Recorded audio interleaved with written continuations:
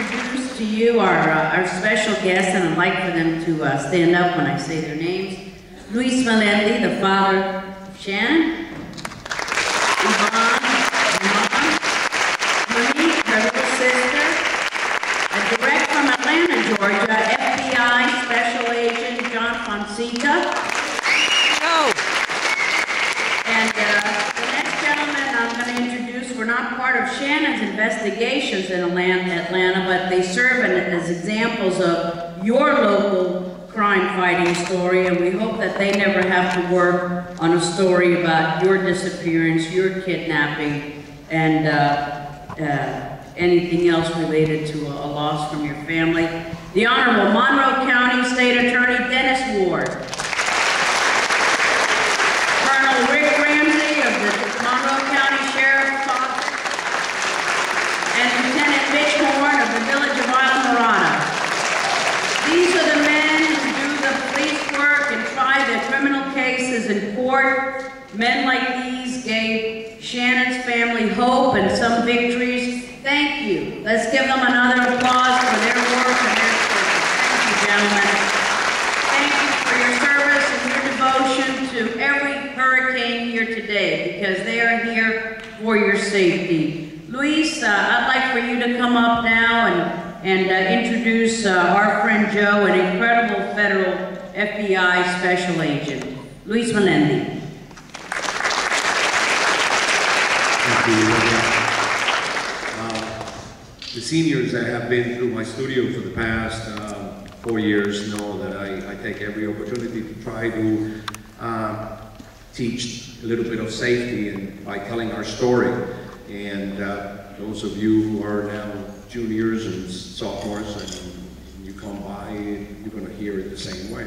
This is a great opportunity to be able to reach all of you at the same time. My message to you is very, very simple. Is that I want you to come home to your parents after you finish college. So I didn't get that opportunity. My family didn't get Shannon back.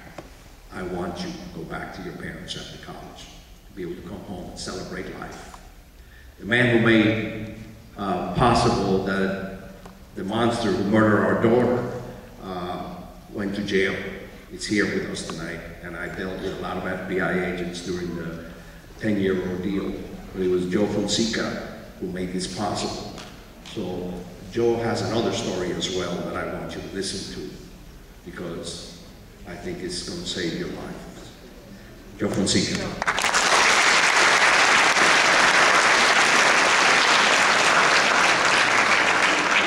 I don't like music, so if you can turn the lights up, turn out the walls. I like coming to see Louis mostly because he's one of the few people I'm taller than, so I love to come down. And he told me to come down. I said, "Now, can you hear me?" Right? Wait a minute. I'm the only person taller than Louis, so that's how it's I am the Atlanta field office of the FBI. How many seniors are here? This is going to be just as loud. How many going to college next year? How many, the rest of the crew that wants to go to college feels they're going to go to college? Who's the principal? I don't even want to know why that is, but I guess. Today is a special day. We worked on this case. I'm making this tough for you, Ileana. That's fine. Today is a special day. You know, I work with the Melendi family. Good Lord, we have a lot of conversations. We still do. And I never got a chance to meet Shannon. I work on a child abduction team. There's 60 of us in the bureau. We go throughout the country, and we work on every missing child case. Kaylee Anthony, the little Haley Cummins case. I was down here. That we work every case where a kid under the age of 18 goes missing under unusual circumstances, third-party circumstances, like Shannon, this guy, just like that. So, you know, to meet Louis this way was, you know, it's very different. Usually I don't get close to the families, mostly because when I go to find kids, it's to help recover the kid and try to figure out what went on. Most of the time the child is deceased at that time. But I got to know the Melendi family, and it is a very special message that Louis has for everybody that we have in the FBI too, as for safety. I'm going to pick your brains a little. It's a little interactive, so you guys are going to have to respond. I know you thought this was a free period, but no. I do have some limited edition pins and patches at the end. It'll be a trivia contest, so you have to pay attention. How many people drive? How many here drive? Okay, you all drive. Shannon's case, she got a little bit about it. You can go on Forensic College, you can read about it on the paper, on the internet. But basically, she worked at a softball field. Okay, she was keeping score. The psychopath that was the umpire that was there, you not know him. There are a lot of deviants in society. There are the psychopaths or the people that blend in. He wouldn't be your typical person you'd look at and you'd think he's a molester, or you know what they look like. And I don't know if I have a picture of one that you'd assume was a psychopath. He wasn't. This isn't somebody that you would drop your guard down, which Shannon did, and which I'd say that the majority of you would do. And I'm going to show you a case in Arkansas where this girl did. She was 17 years old. How many have gone to the post office, driven up and gone inside, left the car running, and just went in and dropped off a piece of mail? Show of hands, how many done? I'm not going to tell your parents, I swear. Okay. Well, actually, I am. What's your date of birth? Right here. Yeah. How many have gone into a store and done the same thing? I'm going to take you 2 seconds, or you left your car running at the gas pump, and sometimes you pump gas. I like to see this one. I like it. Parents have done it too. You left your kids in the car and you run in and drop off mail and they're strapped in the back and go out the door. You think you're good. Those kids get taken a lot of times. They want the car, not your kids. Shannon was very bright girl. So it doesn't matter if you're where's the class president, by the way? I had to call her up. Where is she? Stand up. She'd make you stand the whole time because I heard you didn't want to come up here. Give her a round of applause. She's still up. It can happen to anybody anytime. It doesn't matter how bright you are. She was doing a game. She was umpiring a game. She was a college kid. She had a break. An umpire. How many would think that the umpire is safe? I mean, he's the umpire of the game, right? He's an adult. He's there. He's around. She's 19. She's around kids, really. But that wasn't the case in this. She doesn't know his background. She doesn't know that he kidnapped 3 times before. Countless times we don't know about that he kidnapped people. So she doesn't know that. But she's an unassuming college kid, and college can be the best. I mean, yeah, you hear about you 15 pounds you gain and all this stuff, and it was the best. It was the best 6 years of my life. I mean, if you go to college, 7, I don't know. I got my degree. That's all that matters. I'm going to talk to you about a case, and you can cue it up. This was a girl. She was 17 years old, much like you guys. You're not. How many 18-year-olds are here? A couple. Okay. And you're going to college, so you're going to be in Shannon's position next year. Okay, and by the way, Shannon has still not been recovered. Her case is still an open case with the FBI, even though it was prosecuted. It's open as a federal kidnapping for the main reason that we still have not found her remains, and we still look for her remains, and we still have some things we're going to do to try to find her. This is the case. This is Casey Crowder. Vice President, I was going to make you announce this, but I'm saving you. Casey Crowder was 17 years old back in 2006. You can do the next slide. She had a great relationship. This is a little area in Dumas, Arkansas. There's only 5,000 people that live in Dumas, Arkansas. Not my pointer, but anyway, it's a star in the middle. She lived in Pine Bluff. It's about 50 miles away. How many have a relationship with your parents? Sometimes you tell one something and you kind of keep it from the other one. Show of hands. Oh, man, really? I was just kidding. I didn't want to see any hands. No. It happens. I mean, I have 3 kids. They do it all. They kill the dog more than they tell me. So it happens. Okay, she had a great relationship with her mother. Awesome. Dad worked 11 to 7 at a paper company. All right, 3rd shift. She had a boyfriend. She was 17. She was a senior. She had a boyfriend. He lived further south of Dumas, about 25 miles. It was a Saturday night. She takes off, takes the car, takes the second car. She knows she has to get home before Dad gets home. She's dead. If he gets home before her, she's grounded. Who likes to be grounded? No hands, I like that. All right, your choices. Grounded or death? Who takes grounded? Okay. Dumas, Arkansas, real small town. You can do the next one. One more time. Okay. Your relationship with Mom, doesn't see Dad much. Dad, again, late shift at paper company. Hadn't talked to her in 4 days. 4 days. I think that makes him feel. 4 days. Hadn't seen him. Because he works the paper shift. It's just the way they were around the clock. Alright, next shift. Next shift. She's sexually active. I'm not going to even touch that with you guys. Mom knows Casey uses birth control. We're not even going to go there. Dad doesn't know she had an abortion. Mom doesn't know. Mom knows, but Dad doesn't know she had an abortion already with this guy. She knows she's driving the 50 miles to see her boyfriend on the weekends. Dad does not. So you think they got one parent playing against the other parent? One parent doesn't know what's going on? Okay. Very difficult. Even in families where there is one parent, okay? There might be a little more give and take, probably a little more give from the one parent, but you still have to let them know what you do. Excellent. And one more. And one more. Okay. You can hit it again, you can hit it twice real quick. Basically, her car was found right here, it's just south of Dumas. About 6 miles away is where her body was found. She left on a Sunday. Here's what happened. She parks right on that where that blue star is. I can't reach that if I try. She parks there. She leaves Saturday night.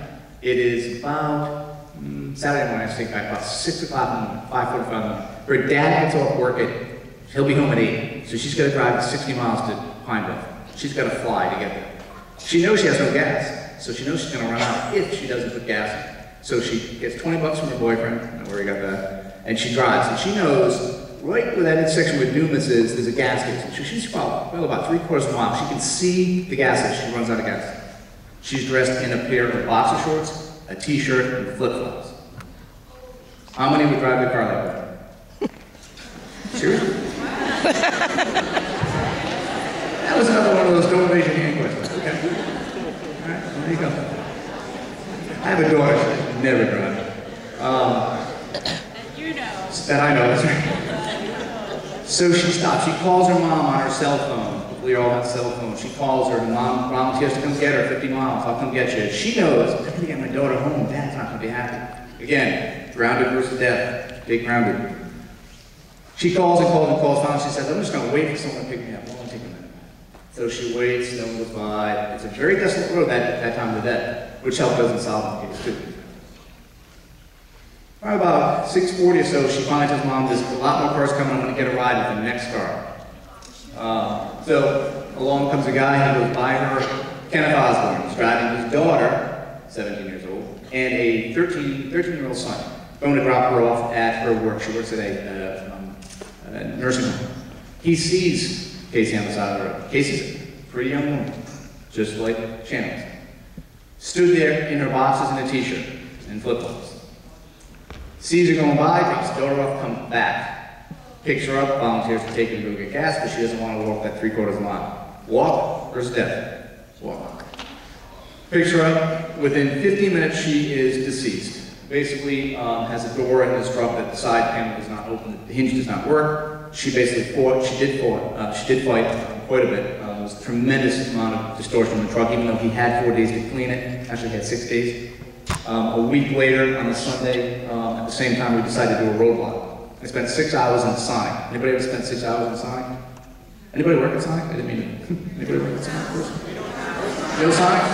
Okay. I don't ever work at Sonic.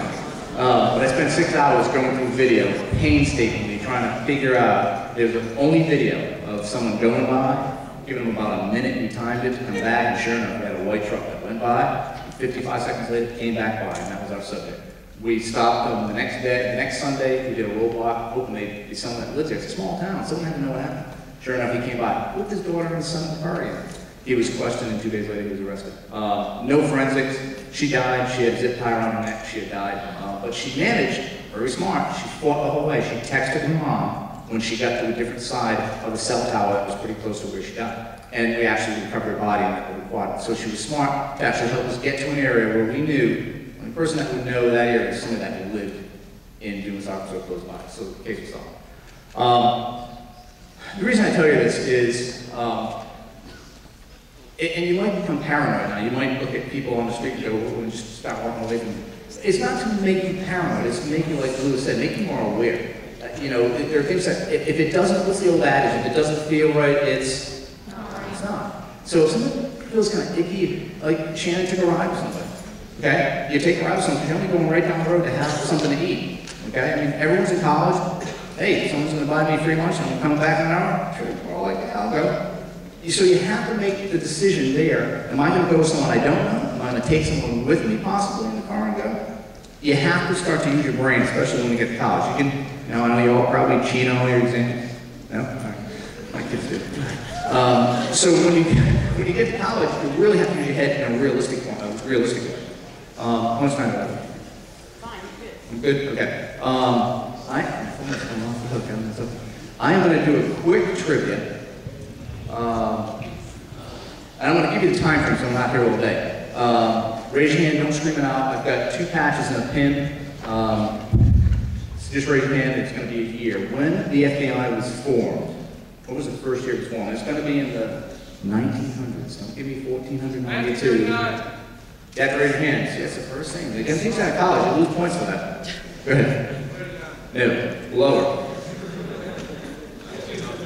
1903, higher. 1923, lower. 1920. I think she said 1922. Oh, 1921. That's another thing you learn in college. Don't repeat it. No, not 1917. Lower. 1950. Lower. 1910. 1910, lower. You already answered it. You had. We're going to pick on the class president again, seeing as though she's not saying it. This is when you get to college, join the debate team. Where's the debaters here? We have debaters here, right? There's no debaters here? Good Lord. Okay. No, it was lower than 1910. Higher than 1906. Yep. Where are the math teachers?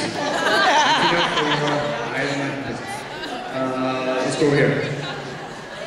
1909, lower. Now I have the whole group. Okay. Right here. 1900.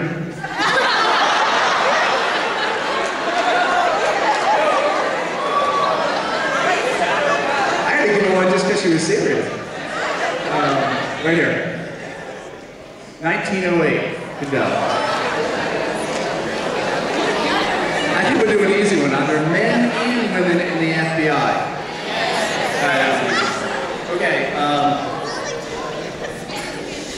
Holy moly. Okay, let's see if you're paying attention. What year did Shannon disappear? 2002. Right here, this lady.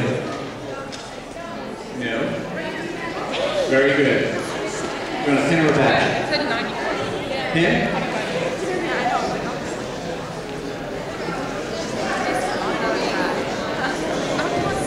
All right. Let's see. Here's a good one. Any Patriot fans in the audience? Oh, I wish I had enough patches. All right. Who's going to the University of Georgia or Emory or any other college in Georgia? There's no U. I see you. Is that a UGA here? Where are you going? Stand up. I can't hear.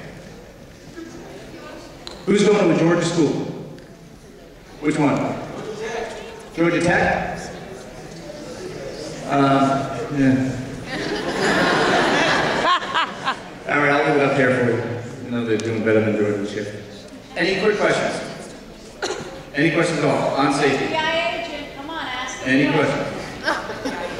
This might be your only chance before I run all your date of birth and socials.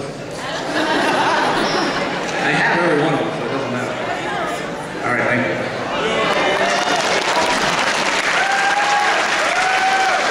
Thank you, Joe. And Joe will be around after the assembly. That is a great career choice for you Hurricanes, to become an FBI special agent. He'll be glad to answer questions about how you can make that dream come true.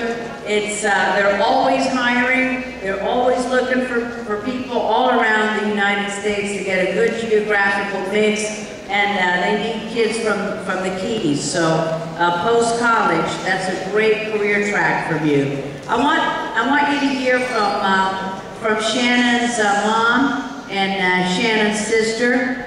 And Yvonne is going to speak, and Monique.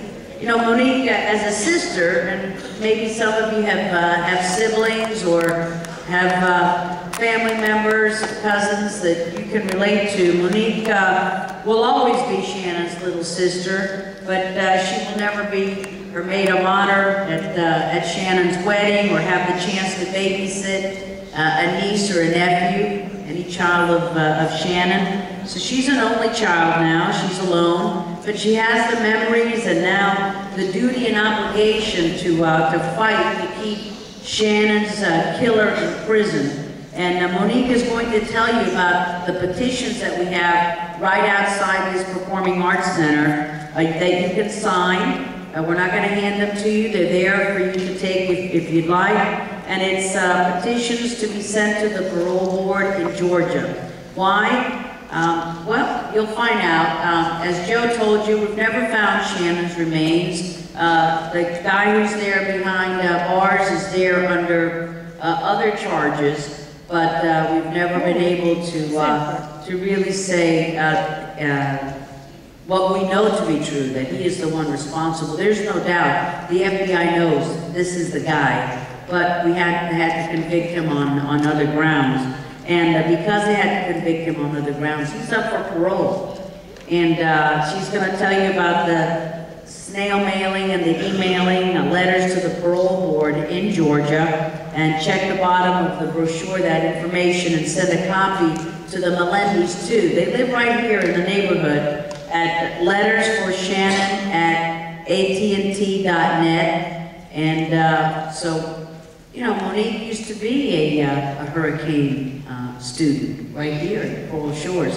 But first, let me have you hear from Shannon's mom, and then we'll hear from Shannon's sister. Yvonne?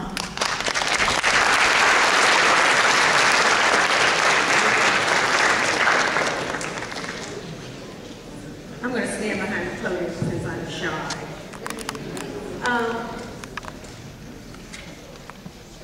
I would personally like to thank the Monroe County State Attorney for being here, getting this award, and the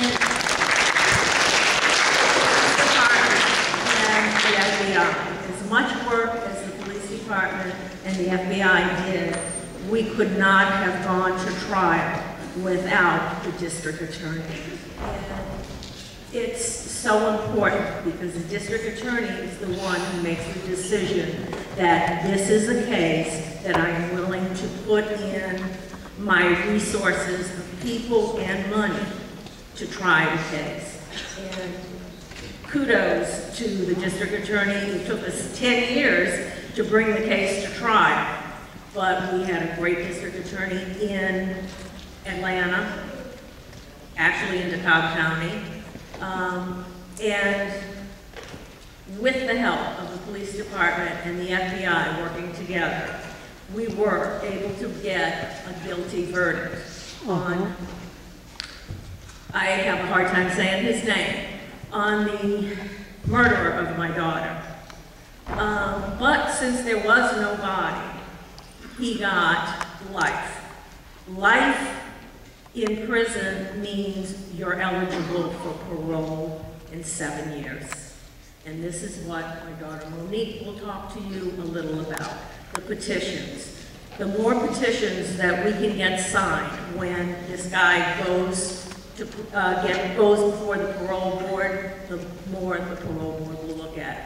He is a charismatic guy, and he will convince everyone that he has atoned for his sins, but he hasn't. Thank you. Thank you. Thank you. Monique, if you could come up and tell these wonderful young men and women at Coral Shores High School, where you were a student, about how you still have a role to play, an important role, and we need your help and your family's help as well. Monique.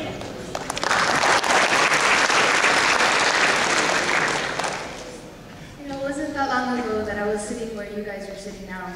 Although I'm not a graduate from Coral Shores, like Shannon and I graduated from Southwest, I did attend here for a short period of time. If there's one thing that I could stress to you all, is not to sit here and just think, oh man, that sucks, that happens to somebody else, that can't happen to me. That did happen to us. That was my sister. And you have no idea what something like this does to your family. Not just to yourself and the goals that you wouldn't be able to accomplish, but the mess that it leaves behind. This man has destroyed our family. If there's one thing I could ask of you, is to please, the petitions that they mentioned that are outside is to keep this man behind bars so he doesn't get out and do it to someone else. Someone like you. Thank you.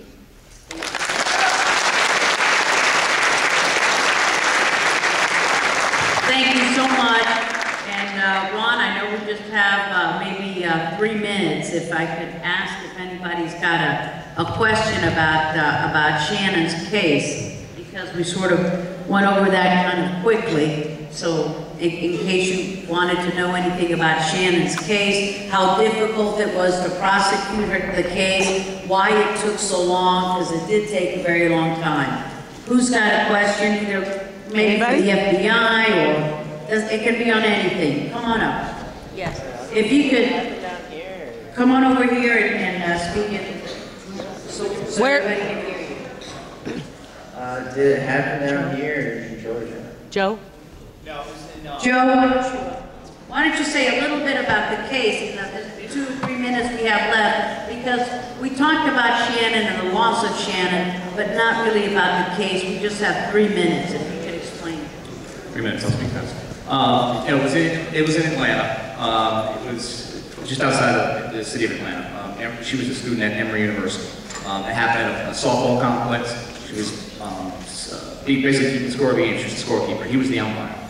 They took a break because the game got canceled. They took a break and they went for lunch. And after they went for lunch, that was pretty much the last time anybody saw her. To tell you real quick how the case got broke, and it really is, if you get a chance to watch Forensic Files, it is a great testimony to, and not just me, and actually, I didn't do much but shepherd through the legal process. The district attorney, the local police, I was just somebody who carried the boxes, and that's the way I look at it. Basically, a call came in, and when I go wrong, guys, please help me, approximately 8 or 9 days later, a call came in after Shannon went missing. And somebody made a phone call saying, I have her, when I'm done, I will release her, and he corrected the color of the shorts that she was wearing at the softball complex, from blue to green or green to blue, he corrected her. He took off, we traced the call, we went down there pretty quick. Underneath the phone booth was her ring, which Melendi's now have back in their possession. The ring was contained inside a little cloth bag. This is where, good FBI work didn't come into play. The cloth bag was only about 3 inches by 4 inches, had a little red drawstring, and it was made it was like a real thin burlap. The bag we did search throughout the country to see who makes this bag. Thankfully, the bag was only made by one company, the Millhouse Company in Pennsylvania. The Millhouse Company only made it for one company in Georgia, and it was the Fulton Paper Company. And what even became better was the Fulton Paper Company didn't even take the bag and distribute it to its clients. It only had one client. And that client, it drop shipped it directly to. In other words, it told Millhouse Company, hey, we'll pay for it. We're the middleman. Just ship it right to our client, Delta Airlines. Guess who worked at Delta Airlines? The subject. And he had them all at his desk. If he had used an envelope, not licked it, it would have made it even that more difficult to prove his sin. However, he had it back. So that was very helpful. That was his sole piece of forensic evidence that really led to it, led to his capture, basically his conviction.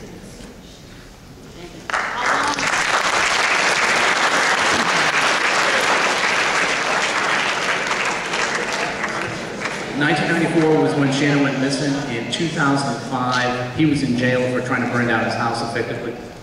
He had 9 years and 9 months and 11 years before we actually took him to trial.